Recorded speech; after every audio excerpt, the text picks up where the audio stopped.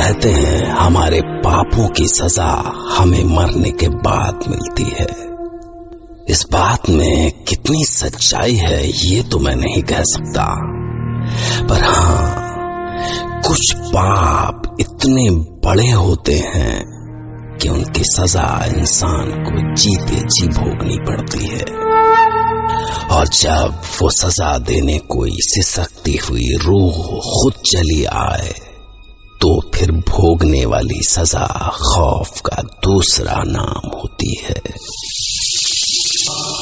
आज हमारे साथ हैं अर्नब दास और वो हमें सुनाएंगे अपने साथ घटी एक सच्ची घटना, जिसमें उन्होंने न चाहकर भी अपनी जिंदगी की सबसे बड़ी गलती की सजा भोगी। शायद व्हीलचेयर के सहारे अपनी जिंदगी को घसीटता हुआ मैं अर्नब हूँ। मैं एक म्यूजिक कंपोजर हूँ। आज 10 साल हो गए मेरी शादी को मेरी पत्नी उर्वी के साथ। एक जमाना था हम बड़ी अच्छी फैमिली लाइफ जी रहे थे, पर ये सब तभी तक था उन 7 दिनों से पहले। एक्चुअली मेरा बुरा वक्त तब शुरू हुआ जब उर्वी के पेरेंट्स के घर पे कोई फैमिली फंक्शन था और मैं अपने नए असाइनमेंट में इतना बिजी था कि उर्वी को अकेले ही अपने माँ बाप के घर जाना पड़ा। मुझे अकेले जाना अच्छा नहीं लग रहा है अर्नब। तुम्हारे बिना कभी नहीं गई कहीं। Arnab, I'll miss you. I'll miss you too, darling. पर क्या करूं, क्लाइंट्स को काम टाइम पे खत्म करके देना ही पड़ेगा। You know, they have their launch. I hate your clients. I hate them too. Sorry यार, मैं तुम्हें छोड़ने नहीं आ पा रहा हूँ घर। I hate you. I really hate you. अरे हाँ, वो मैंने ना 7 दिनों के लिए तुम्हारा खाना बनाने के लिए बोल दिया है और वो आ जाएगी टाइम पर। क्या नाम है उसका? हाँ, पूजा। ध्यान से जाना, एक तो बारिश है और ऊपर से ये पॉट होल्स। हाँ, लुक आउट फॉर देम। हाँ, थैंक्स। Bye bye. बाय। पर जब वो 7 दिनों के बाद अपने पेरेंट्स के घर से लौटी तो पता नहीं बहुत डिफरेंट सा बिहेव कर रही थी वो। शून्य में देखती सी आंखें, इमोशनलेस सी आवाज। क्या हुआ था उसे? उर्वी, ये क्या? तुम यहाँ क्यों? मुझे हॉल में सोना है। हॉल में? But why sweetheart? ए उर्वी, गुस्सा हो कि मैं तुम्हारे साथ नहीं आया? यार, यू नो ना, I had my work. Urvi, से समथिंग डार्लिंग। ये तुम्हें वहां किसी ने कुछ कहा तो नहीं ना? नहीं, मुझे सोना है। तुम अपने कमरे में जाओ। What are you saying? वो सिर्फ मेरा कमरा नहीं है, ये हमारे बीच में मेरा तेरा कब से होने लग गया यार? कहा ना, जाओ। ऐसा कट्टू कट बोलना और काम करने का भी एक अजीब सा तरीका। जैसे ही कोई काम करने कहो तो हमेशा उसका एक ही जवाब होता था।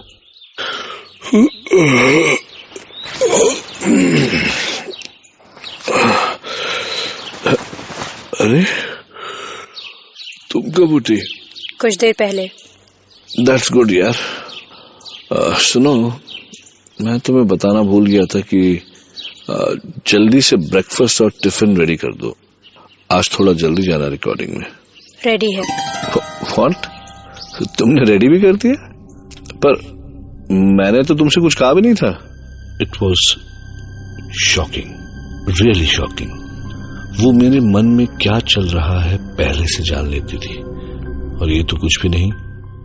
मेरे तो होश उड़ गए जब मैंने उससे कहा, अरे उर्वी, सुनो ना, जरा प्लीज गीजर ऑन कर दो और नल खोल दो, पानी भर जाएगा तो।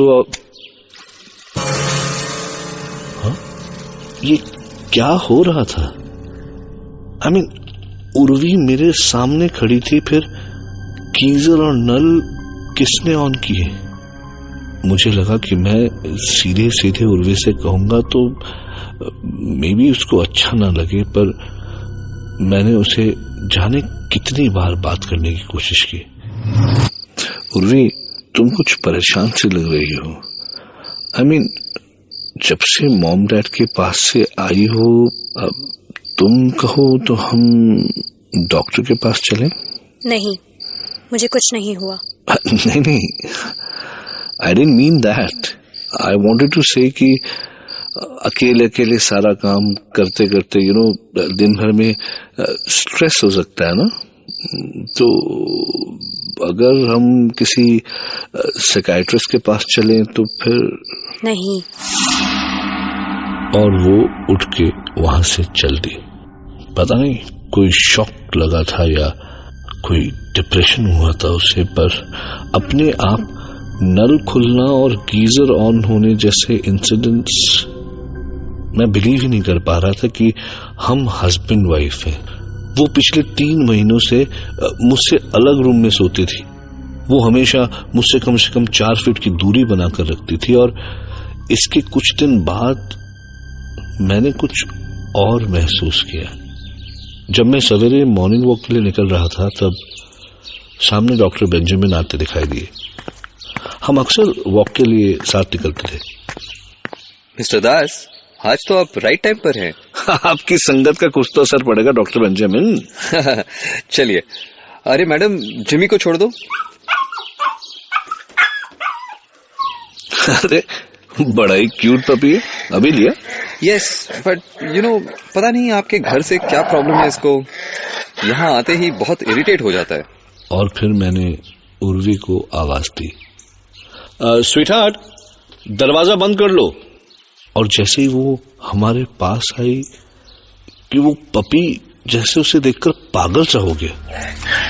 जिमी, क्या हो रहा है? Jimmy, stop stop, I said stop barking.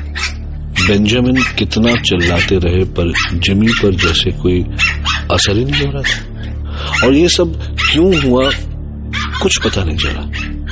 और इसके बाद जब एक दिन मैं डिनर के लिए बैठा, तभी मुझे कुछ ध्यान आया। अरे उर्वी, दाल में नमक टेस्ट कर लेना, कल थोड़ा कम रह गया था। फिर मुझे लगा कि नमक मुझे कम लगा यार, तो मुझे ही टेस्ट कर लेना चाहिए। और मैं किचन की ओर बढ़ा और जो कुछ सामने देखा मैंने, मेरे पैर वहीं के वहीं जम गए। दाल का बर्तन गैस पर चढ़ा हुआ था। उर्वी ने उसी खौलती हुई दाल के बर्तन में अपना हाथ डाला और अपने दाल से सने हुए हाथ को बाहर निकालकर बिल्ली की तरह चाटने लगी। उस खौलती दाल से उसका हाथ कैसे नहीं चला? मेरी तो जैसे सांस अटक गई थी ये देखकर। ये क्या कर रही है उर्वी? स्पून से निकाल लेती। और इसके जवाब में उसने सिर्फ पलटकर मेरी ओर घूर कर देखा। पर तभी शायद डॉक्टर बेंजामिन का पपी छूट गया और वो भौंकता हुआ सीधा हमारे घर के अंदर चला है, सीधा किचन के अंदर, उर्वी के सामने, एकदम पागल सा। मैंने उसे भगाने की बहुत कोशिश की। जिमी गो, जिमी गो, डॉक्टर बेंजामिन, जिमी को ले जाइए, जिमी गो। और वो उर्वी की ओर ऐसा लपका जैसे वो उसे खा ही जाएगा। मैं चिल्लाया, जिमी, मिस्टर बेंजामिन, संभालिए इसको।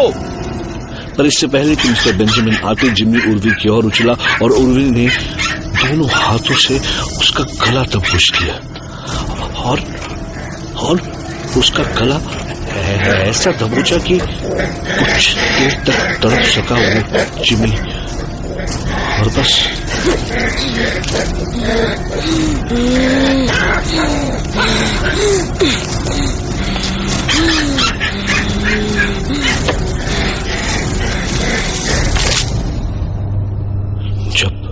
जब उर्वी ने उसे फर्श पर फेंका तो उसकी सांसें तेज चल रही थी, आंखें एकदम खून से भरी लाल और जीभ जैसे मां काली की तरह बाहर निकल चुकी थी। और उससे ज्यादा शौक तो मैं उर्वी के उस गुस्से को देखकर हुआ, क्योंकि वो एक भयानक खतरनाक जानवर की तरह गुर्रा रही थी।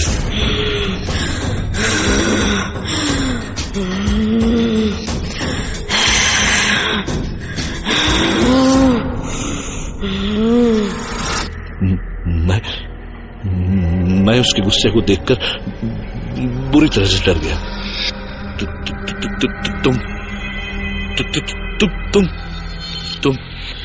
तुम उर्वी नहीं हो। You can not be Urvi. कौन हो तुम? मैं पूछता हूं कौन हो तुम? अब तक नहीं पहचाना मुझे? अब तक नहीं पहचाना?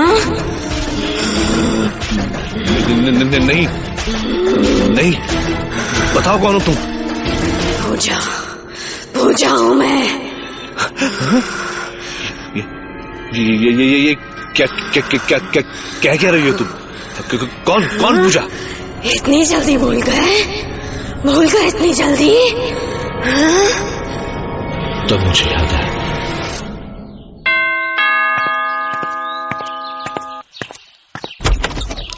तुम? नमस्कार साहब जी। वो दीदी जी ने कहा 7 दिन आपके यहाँ खाना बनाने का है। ओह अच्छा। तो ठीक है, अंदर आओ और चलो मैं तुमको किचन दिखा देता हूँ। ये देख लो, और ये मसाले यहाँ पड़े हैं, बर्तन ये नीचे वाले ड्रॉर में है, और स्पून्स वगैरह आई थिंक हाँ इस वाले ड्रॉर में है। ठीक है, और किसी भी चीज की जरूरत हो तो मुझे बता देना। पूजा अच्छी दिखती थी, मतलब उसे देख के लगता नहीं था कि वो एक डोमेस्टिक सर्वेंट है। यही कोई 20-22 साल की होगी, हल्की सांवली सी, और यही सांवला रंग उसे और खूबसूरत बना रहा था। उसकी स्माइल भी ऐसी थी कि आई लव्ड इट। और एक शाम को काफी बारिश हो रही थी। मुझे लगा कि आज मुझे खुद ही कुछ करना पड़ेगा, क्योंकि इस बारिश में तो उसके आने के कोई चांसेस नहीं थे। पर तभी डोरबेल बजी, और जब मैंने दरवाजा खोला तो सामने पूजा खड़ी थी, और ऐसे लग रही थी कि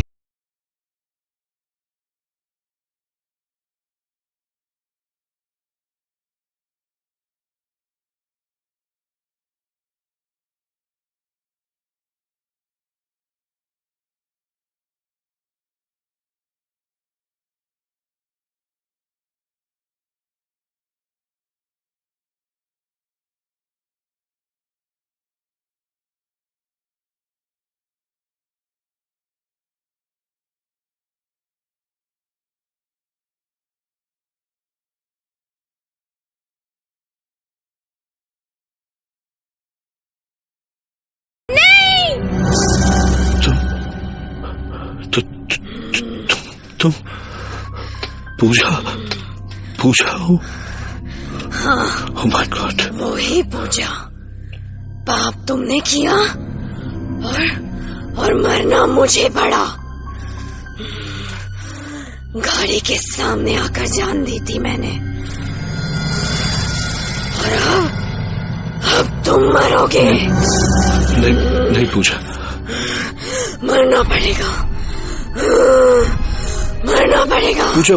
उस दिन मैं अपने आप को संभाल नहीं पाया था पूजा। आई एम सॉरी पूजा।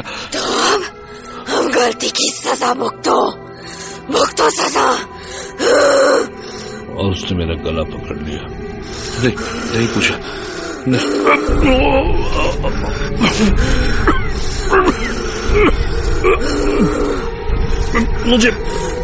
मुझे छोड़ दो। मैंने वो सब जानबूझ के नहीं किया था मुझे।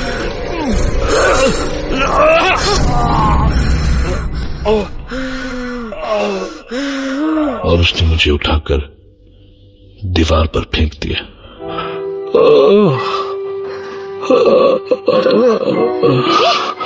ये क्या हुआ तुम्हें? कैसे हुआ? मैं डॉक्टर को बुलाती हूँ। मेरे पास भी था। डॉक्टर बेंजामिन, मैं उर्वी बोल रही हूँ। प्लीज डॉक्टर, आप जल्दी आ जाइए अभी। नहीं, मुझे नहीं, कुछ नहीं पता। होश में पड़े, बैटिंग हो। यस प्लीज जल्दी आइए। मेरी लोअर स्पाइन बिल्कुल क्रश हो चुकी थी और जब मैं पूरे 4 महीने के बाद हॉस्पिटल से घर लौटा तो मेरी बॉडी का लोअर पोर्शन या निचला भाग बिल्कुल बेकार हो चुका था। इन द लेमन लैंग्वेज, मैं अब कभी बाप नहीं बन सकता था।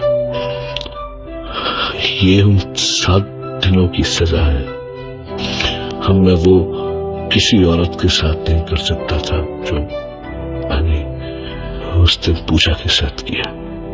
तब से बस ये व्हील चेयर ही मेरी जिंदगी। और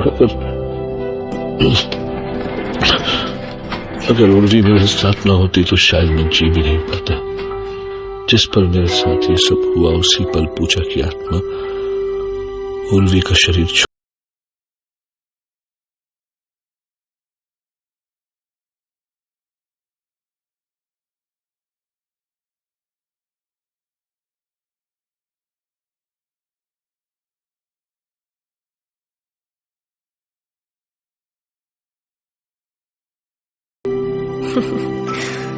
देखती हूँ कि तुम ये सोच के कब तक जी पाते हो कि मुझे नहीं पता उन 7 दिनों में क्या हुआ था। सवाल है कि क्या सचमुच उर्वी को पता था कि उन 7 दिनों में क्या हुआ था? क्या अर्नब के पाप की इतनी बड़ी सजा देने के बाद भी पूजा की रूह उर्वी के शरीर में ही थी? अगर हां तो किस लिए? क्या अभी अर्नब की सजा बाकी थी? जवाब ढूंढिए।